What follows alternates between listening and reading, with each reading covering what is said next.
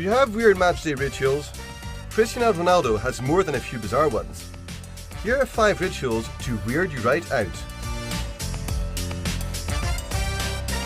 Entries and exits. Ronaldo captains Portugal. He observes a first one on and a last one off policy on team buses. He always sits in the back row. According to some reports, no one else can sit with him. Every time. No one knows why.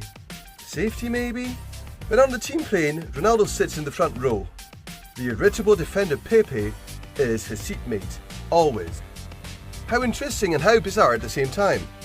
He always steps onto the pitch with his right foot first. He likes to be the last one from his team to come on. And his famously favourable haircut gets an adjustment at half time. And then there's the bit about mirrors. Mirror gazing. We're not sure if Ronaldo did this with Real Madrid or does this with Juventus.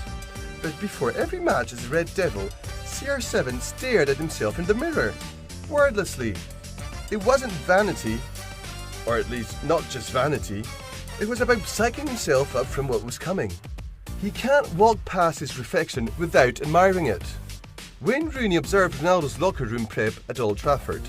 It was always the same. Every match, before the team goes out for the warm-up, he runs through the same routine. The kit goes on, the boots go on. Not long after, Ronnie turns to his reflection and stares, psyching himself up for the game. Human Giraffe and former England international Peter Crouch went further. Rio Ferdinand will tell us stories about how Cristiano Ronaldo would stand in the front of the mirror naked, running his hands through his hair and say, "Wow, I'm so beautiful." They're good abs, to be sure. Long sleeve jerseys, mostly. Before he joined Juventus, for many years, CR7 insisted on wearing long-sleeve jerseys only. He started again with Juve, which is weird in and of itself. In Turin, he's played with long sleeves, short sleeves, and celebrated shirtless, as he's often done, but it had been a minute since the long-sleeve version of Ronaldo. He last wore a short sleeve in the 2006 World Cup when France defeated Portugal in the semis. Ronaldo's forearms were visible when he wiped tears from his face. Those forearms weren't seen again for many years. He exaggerates his height. Maybe. Have you noticed Cristiano looks very tall in some team photos? That's because he stands on his tiptoes as the shutter clicks. Or so some reports say. He was spotted posing like a ballet dancer right before Real Madrid's 2017 match against Tottenham. Why would a player who's won everything would exaggerate his height?